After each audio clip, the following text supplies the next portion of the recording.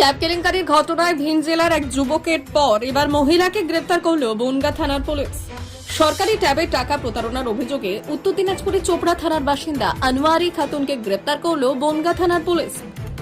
উত্তর চব্বিশ পরগনা জেলার বনগাঁ মহকুমার বনগাঁ কবি কেশবলাল উচ্চ বিদ্যালয়ের 22 জন ছাত্রের টাকা নির্দিষ্ট অ্যাকাউন্টে না ঢুকে অন্য অ্যাকাউন্টে ঢুকেছে। এই অভিযোগেই কয়েকদিন আগে স্কুলের পক্ষ থেকে বনগাঁ থানায় লিখিত অভিযোগ দায়ের করা হয়। আর সেই তদন্তে নেমে তদন্তকারী অফিসারেরা ঘটনার সঙ্গে বিহার যোগ খুঁজে পান। সেই মতো এই রাজ্যে বিভিন্ন জেলা এবং বিহারে অভিযান শুরু করে বনগাঁ থানার পুলিশ। গত সপ্তাহে উত্তর দিনাজপুর জেলার ইসলামপুর গ্রামের বাসিন্দা মোহাম্মদ বাহাউদ্দিনের অ্যাকাউন্টে খোঁজ পান তদন্তকারীরা।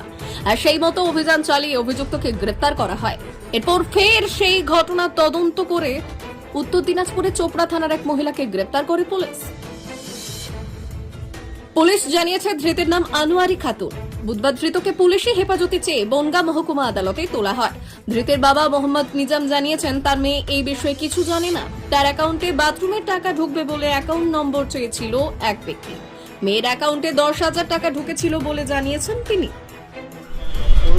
টাকা ঢুকাইছে বলে কিসের টাকা ঢুকেছে?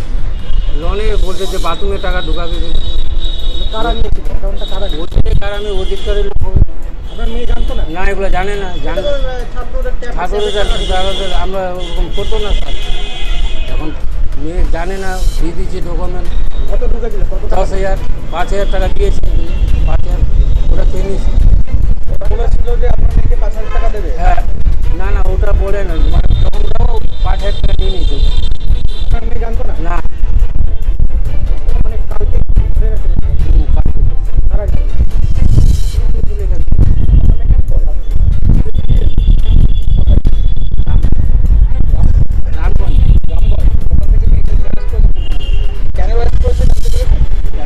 ওগুলো জানি না, এই যেটা বললো যেটুকু জানবো সেই বলবো। আপনার মেয়েকে অ্যারেস্ট করা হচ্ছে সরকারি যে ট্যাবের টাকা স্টুডেন্টদের জন্য দেওয়া হয়েছে, ওই টাকা আপনার মেয়ের অ্যাকাউন্টে ঢুকেছে সেই কারণে। বাহাউদ্দিন কে হয় আপনাদের?